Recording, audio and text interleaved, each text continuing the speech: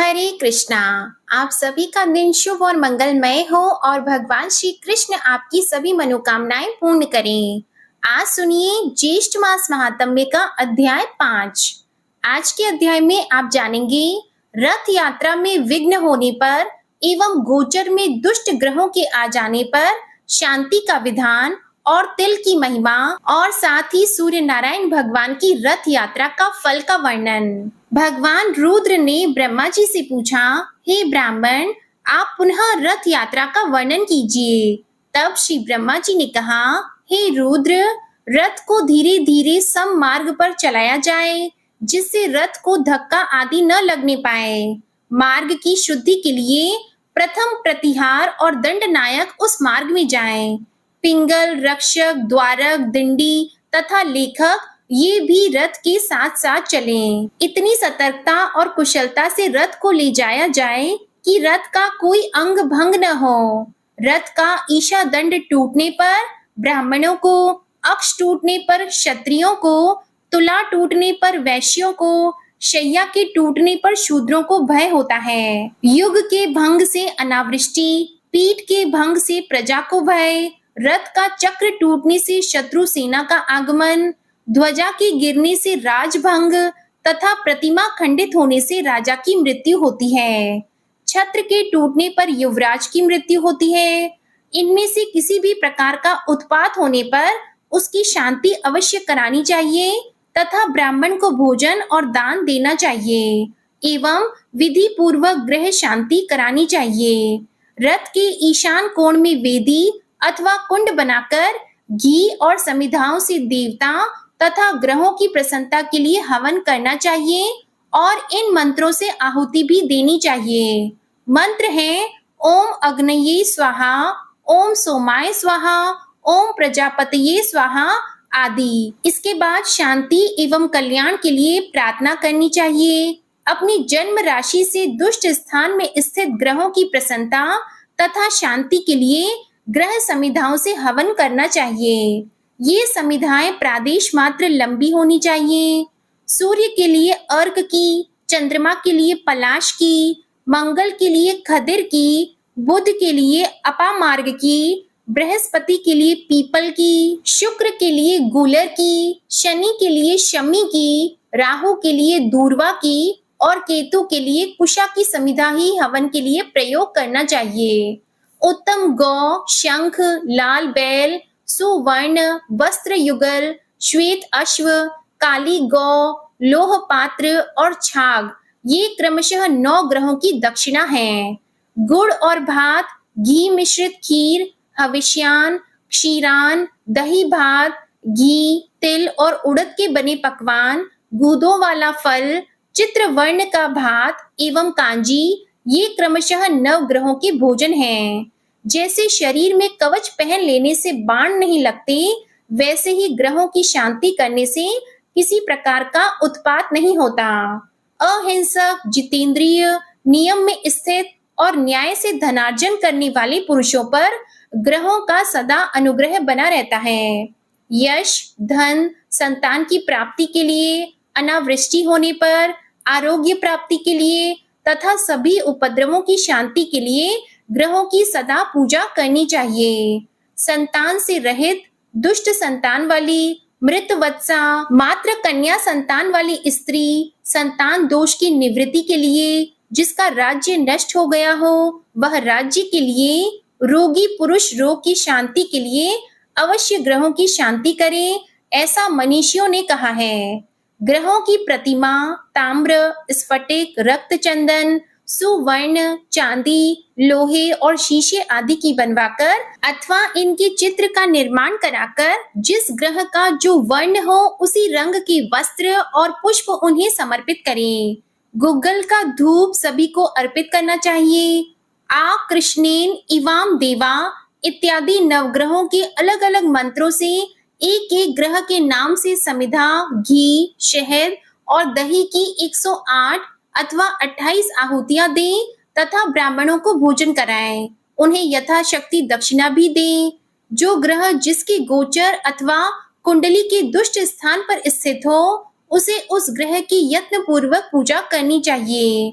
हे महादेव, मैंने इन ग्रहों को ऐसा वर दिया है कि लोगों द्वारा आप सब पूजित होगे। राजाओं का उत्थान और पतन तथा मनुष्यों का उदय और संपत्तियों का नाश ग्रहों के अधीन है, इसलिए ग्रह शांति अवश्य ही करनी चाहिए। ग्रह, गाय, राजा, गुरुजन तथा ब्राह्मण पूजन करने वाले व्यक्ति को सब प्रकार का सुख प्रदान करते हैं। इनका अपमान करने से मनुष्य को अनेक प्रकार के दुख भी मिलते हैं। यज्ञ करने वाले, सत्यवादी, जप, होम, उपवास आदि में तत्पर धर्मात्मा पुरुषों की सभी बाधाएं शांत हो जाती हैं। इस प्रकार से शांति करके रथ को पुनः चलाना चाहिए और शेष मार्गों में घुमाकर अपने स्थान में पहुंच जाने पर रथ स्थित देवताओं की पूजा करनी चाहिए।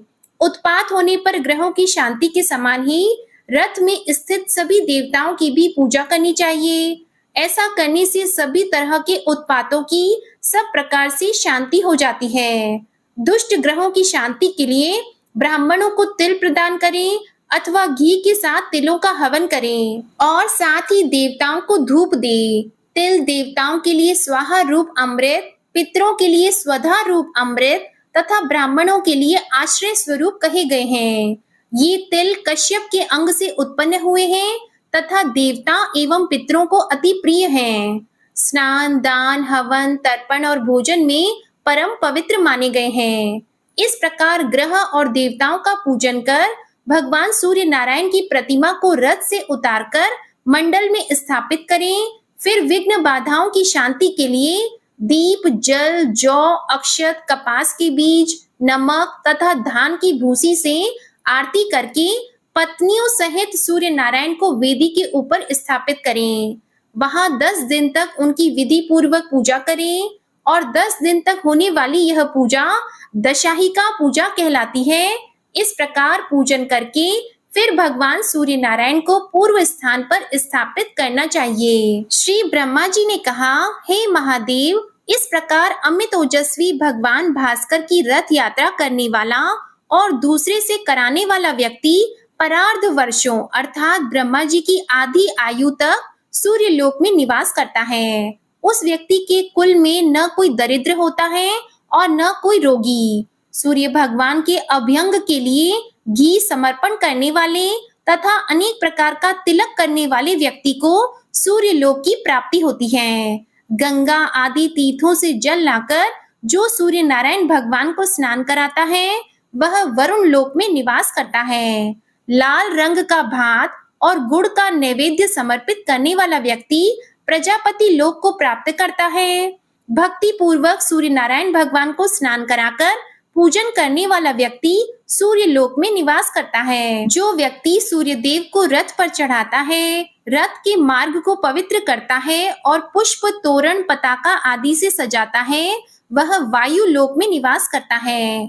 जो व्यक्ति नृत्य, गीत आदि के द्वारा बृहद उत्सव मनाता है, वह सूर्य लोक को प्राप्त करता है। जब सूर्य देव रथ पर विराजमान होते हैं, उस दिन जागरण करने वाला पुण्यवान व्यक्ति निरंतर आनंद प्राप्त करता है। जो व्यक्ति भगवान सूर्य की सेवा आदि के लिए व्यक्ति को नियोजित करता है, वह सभी कामनाओं को प्राप्त कर सूर्य लोक में निवास करता है। रथ आरूढ़ भगवान सूर्य नारायण का दर्शन करना बड़े ही सौभाग्य की बात है। जब रथ की यात्रा उत्तर अथवा दक्षिण दिशा की ओर होती है, उस समय दर्शन करने वाला व्यक्ति धन्य हो जाता है। जिस दिन रथ यात्रा हो, उसके साल भर बाद उसी दिन पुनः रथ यात्रा करनी चाहिए। यदि वर्ष के बाद यात्रा न करा सके तो 12वें वर्ष अतिशय उत्साह के साथ उत्सव संपन्न कर यात्रा संपन्न करानी चाहिए। बीच में यात्रा कभी नहीं करानी चाहिए। इसी प्रकार इंद्रध्वज के उत्सव में भी यदि विघ्न हो जाए तो 12वें वर्ष में ही उसे संपन्न करना चाहिए। जो व्यक्ति रथ यात्रा की व्यवस्था करता है, वह इंद्र आदि लोकपाल के सायुज्य को प्राप्त करता है। यात्रा में विघ्न करने वाले व्यक्ति मंदेह जाति के राक्षस होते हैं और सूर्य नारायण भगवान की पूजा किए बिना जो अन्य देवताओं की पूजा करता है, वह पूजा निष्फल हो जाती है। रथ यात्रा के समय जो सूर्य नारायण भगवान का दर्शन करता है, वह निष्पाप हो जाता है। षष्ठी, सप्तमी, पूर्णिमा, अमावस्या और रविवार के दिन दर्शन करने से बहुत पुण्य होता है। आषाढ़, कार्तिक और माघ की पूर्णिमा को दर्शन करने से अनंत पुण्य प्राप्त होता है। इन 3 मासों में भी रथ यात्रा करनी चाहिए। इनमें भी कार्तिक पूर्णिमा को विशेष फलदायक होने से महाकार्तिकी कहा गया है। इन समयों में उपवास कर जो भक्ति पूर्वक भगवान सूर्य की पूजा करता है वह सद्गति को प्राप्त करता है। संसार पर अनुग्रह करने के लिए प्रतिमा में स्थित होकर सूर्य देव स्वयं पूजन ग्रहण करते हैं। जो व्यक्ति मुंडन कराकर स्नान, जप, होम, दान आदि करता है वह दीक्षित होता है। सूर्य भक्त को अवश्य ही मुंडन कराना चाहिए। जो व्यक्ति इस प्रकार दीक्षित होकर सूर्य नारायण की आराधना करता है वह परम गति को प्राप्त करता है। हे महादेव जी, इस रथ यात्रा के विधान का मैंने आपसे वर्णन किया। इसे जो पढ़ता है, सुनता है, वह सभी प्रकार के रोगों से मुक्त हो जाता है और विधि पूर्वक रथ यात्रा का संपादन करने वाला व्यक्ति सूर्य लोक को जाता है। जय श्री कृष्णा। आज का अध्याय यहीं समाप्त हुआ। अगले अध्याय में आप जानेंगे रथ सप्तमी तथा भगवान सूर्य की महिमा का वर्णन। अब आप सुनिए विष्णु चालीसा का पाठ। विष्णु सुनिए विनय सेवक की चित लाए, कीरत कुछ वर्णन करो दीजिए ज्ञान बताए। नमो विष्णु भगवान खरारी, कष्ट नशावन अखिल बिहारी। प्रबल जगत में शक्ति तुम्हारी, त्रिभुवन फैल रही उजियारी। सुंदर रूप मनोहर सूरत, सरल स्वभाव मोहनी मूरत। तन पर पीतांबर अति सोहत, बैजंती माला मन मोहत।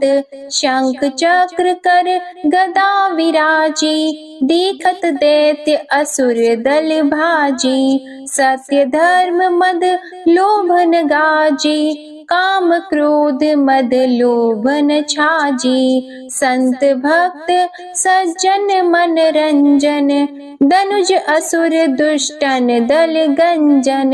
सुख उपजाए कष्ट सब भंजन, दोष मिटाय करत जन सज्जन। पाप काट भव सिंधु उतारण, कष्ट नाश कर भक्त उबारण। करत अनेक रूप प्रभु धारण, केवल आप भक्ति के कारण। धरणी धेनु बन तुम ही पुकारा, तब तुम रूप राम का धारा। भार उतार असुर दल मारा, रावण आदिक को संहारा। आप वराह रूप बनाया, हिरण्याक्ष को मार गिराया। धर्मस्य तन सिंधु बनाया, 14 रत्नन को निकलाया।